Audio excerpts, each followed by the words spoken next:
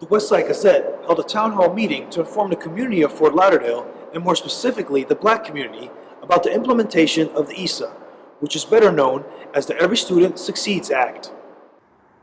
The National Newspaper Publisher Association and the Westside Gazette hosted an event at the African American Research Library and Cultural Center.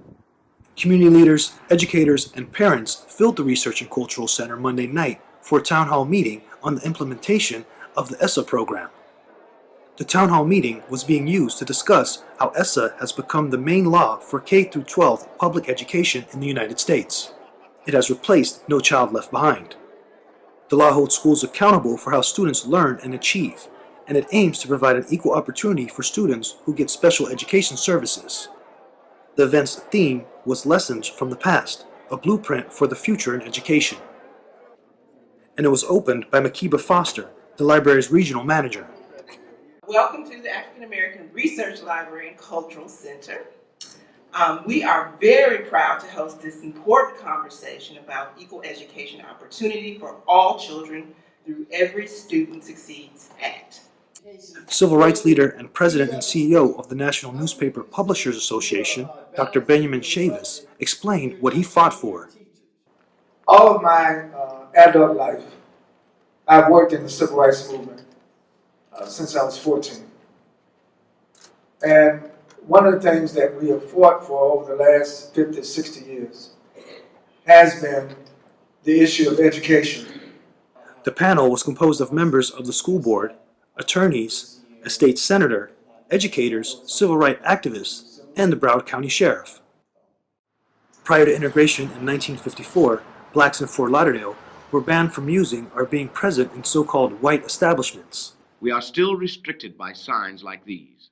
Later in this film, we shall see some of the ways in which the situation is changing. But during segregation, there was a strong sense of family, not just within the black family, but also outside amongst the black community. We raised each other's kids, and all of us took that responsibility upon us. Despite what was going on around us here in Fort Lauderdale, when I grew up starting in 1960, there was a network of support around every child. One of the things that President Obama recognized is that schools cannot solve the problem by themselves. And so in the Every Student Succeeds Act, which is also known as ESSA, he incorporated a parent and community engagement component. Daniel Gohl, the Chief Academic Officer for Broward County Public Schools, wants to take lessons learned in the past and create a new blueprint. Mr. Gohl also sees the importance of working with black journalists and black media outlets.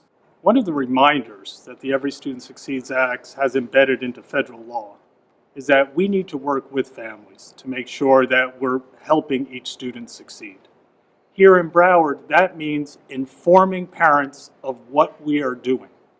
And in order to do that, we need channels of communication. And while we can send flyers home in backpacks and we can make phone calls and announcements, there is nothing like working with local journalists and local publications such as the Westside Gazette. A black media outlet that will play an important role is the Westside Gazette. The Westside Gazette is a black-owned and operated newspaper that has been around since 1971, when it was started by Levi and Yvonne Henry. Bobby Henry, their son, took the paper over and is continuing their legacy. Panel members agreed to come together as a community to see how they can work together. Brother Chavis closed the town hall meeting by saying the following. I can say for a record that in the last 3 years, we've had town hall meetings like this all over the United States. Hands down, this is the best one. We have to inspire one another. We come at this from different positions. It's like a family, but that's what enriches this community. This is Kevin Roberson in Fort Lauderdale, Florida for the Westside Gazette.